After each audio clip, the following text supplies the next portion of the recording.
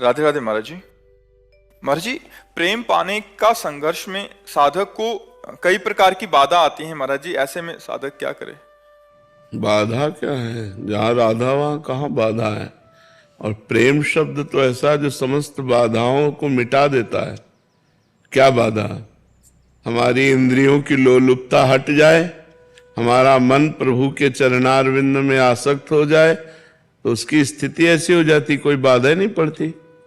नहीं खान पान ते भावे है, नहीं कोमल वसन सुहावे है, सब विषय लगे ते खारा है, हरि आशिक का मग न्यारा है। जो भगवान से प्रेम करता है उसे कुछ अच्छा ही नहीं लगता। तो बाधा क्या हो सकती? क्या बाधा हो सकती? हमें तो आज तक समझ में नहीं आया कि बाधा क्या हो सकती। हमारी इंद्रियां और मन जो विषयों में जाते हैं यही बाधा है, और प्रेमी का मन जाता ही नहीं है।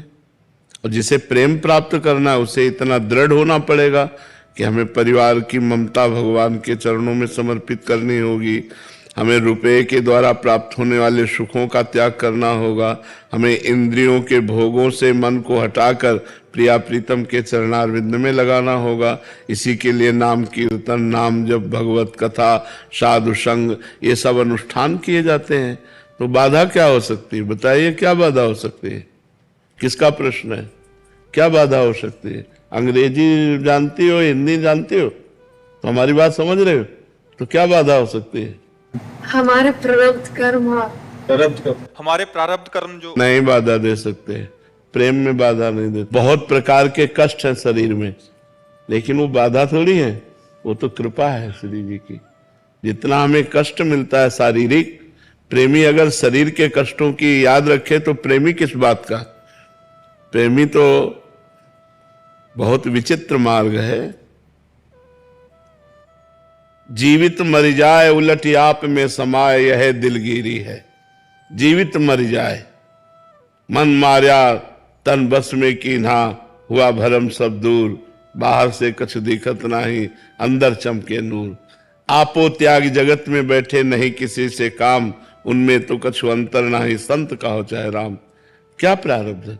प्रारब्ध शरीर पर आएगा, हमारे ऊपर थोड़ी आएगा।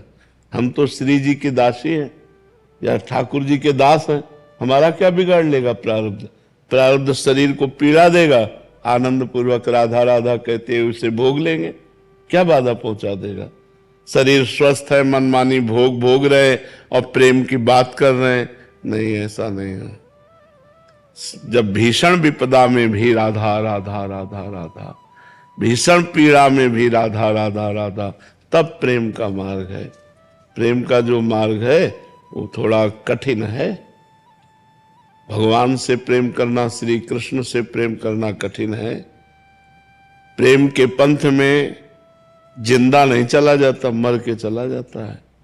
समस्त वासनाओं को मार करके, समस्त इच्छाओं का त्याग करके, हर कष्ट को सहते हुए तब प्रेम मार्ग में चला जाता है। तब श्री कृष्ण अपने आप को अपने भक्त के अधीन कर देते हैं। प्रेमाधीन भगवान का नाम है ना, समझ रहे हो हमारी बातें? तब भगवान को प्राप्त किया जा सकता है, कोई बाधा नहीं। जहां राधा वहां क्या बाधा? महाराज जी, जो साधक के जीवन में विक्षेप आते हैं, काम क्रोध लोभ मोह मत्सर, इससे वो विचलित हो जाता है। ये भगवान के हम आश्रित हैं। मन में काम आ रहा है, इंद्रियों में काम आ रहा है, हम में काम नहीं आ रहा। हम उसके साक्षी हैं, उसके भोक्ता नहीं है।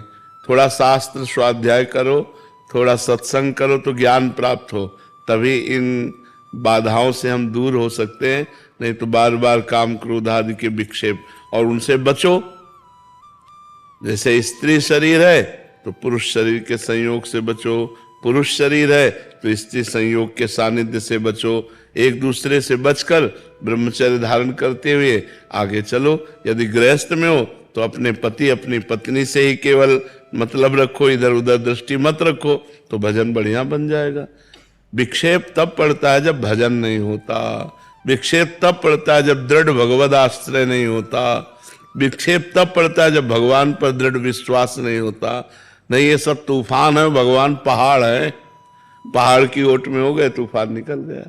काम क्रोध आदि के तूफान केवल उसको गिराते हैं जहां अहंकार होता है, जहां भजन नहीं होता है। भजन है और दैन्यता है, भगवान का आश्रय है, तो सब निकल गए, सब जीत जाता है, वो वही जीत जाता है माया पर। हाँ, भगवान जिसके संग है, भगवान का नाम जो निरंतर जप रहा है, भगवान के आश्रित है, तो कोई बाधा विचलित नहीं कर सकते।